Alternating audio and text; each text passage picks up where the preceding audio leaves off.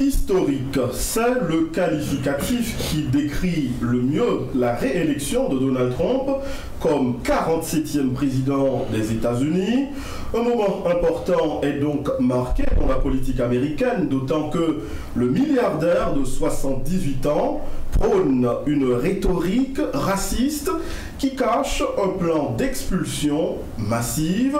En effet, Donald Trump, sans se voiler la face, a toujours annoncé l'application d'une politique de répression de l'immigration sans précédent. 20 millions de personnes pourraient être expulsées, parmi elles un nombre considérable d'Haïtiens.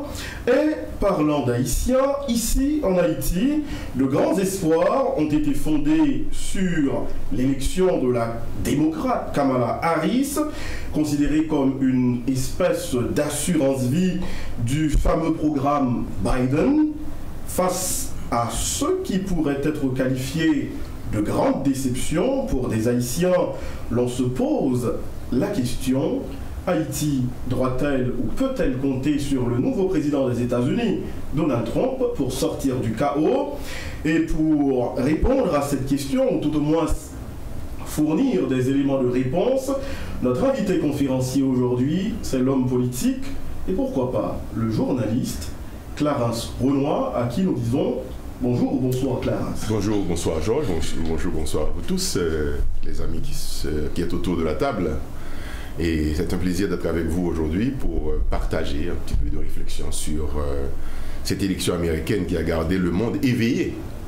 Et j'ai l'impression que le monde m'a dormi hier soir et on a des retours pour nous suivre le résultat de l'élection. Ça, parce que une élection aux États-Unis, une élection présidentielle concerne effectivement le monde. Aujourd'hui, le débat s'agite autour de cette question: Haïti doit-elle compter sur le nouveau président des États-Unis, Donald Trump, pour sortir du chaos? Clarence Renoir, je vous passe le verre. Merci Georges, et encore une fois, bonsoir à tout le monde qui a suivi Agora jeudi, qui a participé là dans le tour de débatteur. Et exposer nous parle très bref, on va prendre du temps. On va laisser jeter en lumière sur l'élection américaine et notamment sur la relation Haïti-États-Unis. C'est ça qui n'en a exposé, on t'a dit. Alors, dans l'idée pour me préparer, exposer ça, j'ai écrit Trump ou Kamala. Mais je ne dis pas que je parler de Kamala, encore c'est Trump. De toutes les manières, nous allons parler de démocrate ou républicain. Donc, démocrate ou républicain au pouvoir aux États-Unis, et changement majeur dans la politique des États-Unis vis-à-vis d'Haïti. Je ne dis pas qu'il y a un changement majeur, il y a des changements mineurs. En tout cas, il y a une constante. Et une constante qui ne s'est pas démentie au cours des 50 dernières années. Nous avons regardé dans le détail constante ça qui s'allie. Depuis que j'ai étudié les relations Haïti avec les États-Unis, et Georges t'a signalé, moi, de métier de journaliste, et j'ai couvert un peu l'élection américaine en tant que présentateur dans Radio Métropole et dans la télévision, je fais ça tout, que ce soit dans Télémax ou ailleurs, et j'ai eu l'occasion d'aller aux États-Unis à suivre une campagne électorale, et récemment encore, je suis aux États-Unis suivre, ça a une convention, un parti qui choisit candidat. Donc, essayez de comprendre. Et maintenant, pour moi-même, bon, constante dans la relation États-Unis avec Haïti au cours de ces 50 dernières années, m'a venu avec des détails de dates et de facteurs nous avons considéré des données extrêmement intéressantes. Et il peut y avoir des nuances, évidemment, dans les relations. Il y aura des nuances dans les relations entre une administration et une autre.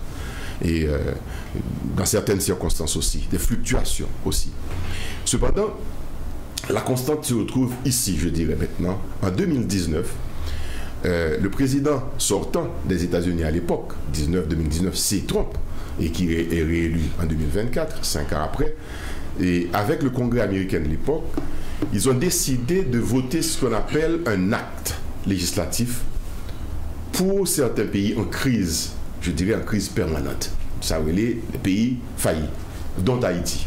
Haïti, le Togo, le Bénin, la Libye, et Papouasie-Nouvelle-Guinée, etc.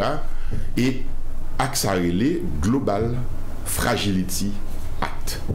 C'est une sorte de loi que vous votez. Nous sommes capables, comme nous attendez, noter, aller, il existe sur Internet, Global Fragility Act. c'est un acte parlementaire qui vient tourner une décision administrative qui dit pays ça qui est en crise, mais qui j'aime établir relation avec eux. Mais quel type de relation on a établi avec eux. Donc, si ça fait me dire pour moi-même, démocrate ou républicain, la politique américaine vis-à-vis d'Haïti est déjà écrite quelque part. Évidemment, encore une fois, on me dit capable de gagner une nuance. La nuance que nous sommes capables de voir là, c'est la nuance sur l'immigration. Et que Biden vient, il proposait un programme d'immigration, faire mon entrée pour des raisons conjoncturelles. Il va le faire. Parce que on ne peut pas penser que c'est parce que Biden dirait mais haïtien ou bien dirait mais nicaraguayen, cubain, il dit vini. Des raisons bien précises, conjoncturelles. Donc, ce qui est devenu une loi, cet acte, Global Fragility Act, il est là depuis 2019, il est renouvelé en 2020-2021, lorsque Biden vient au pouvoir, il va changer. C'est là encore on peut montrer nous que ça qui définit la politique américaine d'Haïti, elle est déjà là. Et ce n'est pas le président qui va le changer. Parce que il y a des gens qui étudient le dossier Haïti, qui est responsable dans le département d'État américain, c'est eux-mêmes qui ont occupé de Haïti, même j'ai occupé de la République dominicaine, de Cuba, ou de Bénin, Togo, Guinée, ça me saute là ou là. Donc, Global Fragility Act à retenir comme nouveau cadre de politique des États-Unis vis-à-vis d'Haïti. Et c'est un programme qui est écrit sur 10 ans, renouvelable, qui prévoit quoi? Assister les pays en crise dans le rétablissement de la sécurité, dans la fourniture de services, le rétablissement de sécurité à travers tout ça, nous sommes là aujourd'hui là. MMSS. Nous ne connaissons pas l'heure de fête là, c'est une table réelle, mais c'était en préparation quelque part, puisque les Américains se sont dit, bon, pays ça n'a pas capable de citoyen de sécurité, donc nous allons chercher une force multinationale pour faire une baille de sécurité là. Pays ça n'a pas capable de citoyen de manger, pas capable de l'eau, mais nous allons passer par des ONG pour nous essayer de de l'eau, de manger, etc. C'est la politique qui est prévue. Le relèvement économique passe aussi par les ONG. Ce n'est pas un relèvement économique en termes d'investissement d'argent, mais son relèvement économique juste pour permettre que bon, le pays a soufflé, que bah, continue, diaspora voyez comme en Haïti, etc. Donc, fondamentalement, c'est ça politique américaine vis-à-vis d'Haïti. Et c'est cette politique qui va être encore appliquée par Donald Trump aujourd'hui. Et qui a été déjà d'ailleurs, qui sortit dans le gouvernement de Donald Trump en 2019. C'est lui qui va l'appliquer encore avec quelques nuances, avec quelques fluctuations. Il faut toujours s'attendre parce que nous avons notre période 2024, on ne sait pas. Maintenant, la menace avec Trump, c'est deux choses pour Haïti. C'est ce qu'il a dit, et Georges l'a dit dans son introduction, la déportation massive. Mais attention, ça peut être aussi un slogan de campagne électorale. C'était pour faire peur aux Américains, pour voter pour lui, parce que c'est lui qui a résolu le problème ça. Mais est-ce que Trump, en arrivant, il va dire masser mon là, puis il va envoyer 20 millions de données? Ce n'est pas certain. Parce qu'un homme d'affaires qu'il est, il aura besoin d'une force de travail jeune et il va laisser utiliser la dalle. Maintenant, les illégaux, probablement, il y aura des problèmes avec ceux qui sont illégaux aux États-Unis. Et rétrécissement de l'aide américaine à Haïti, peut-être avec Trump, parce que c'est Trump, c'est dit America First, Make America Great Again. Mais comme la politique des États-Unis envers Haïti est déjà définie, on verra ce que ça sera. Mais tout ça pour nous dire quoi? Tout ça pour nous dire que c'est Trump, et aujourd'hui c'est Trump, que c'est Biden qui a fini en janvier, c'est la même politique, et c'est Haïtien qui vous prend Haïti en charge pour changer ça qui pour changer.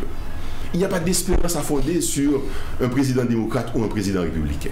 Et là, je viendrai avec vous, avec des chiffres et des données précises qui vont montrer nous qu'en 50 ans, il n'y a jamais eu de changement de la politique américaine vis-à-vis d'Haïti, même si nous-mêmes, avec émotion, comme Haïtiens, nous avons toujours dit nous avons préféré que ce soit un démocrate, nous avons préféré que ce soit un républicain pour des raisons strictement personnelles parfois, mais ça ne va étudier le cadre, relation qui gagne entre deux pays et évolution au cours des années.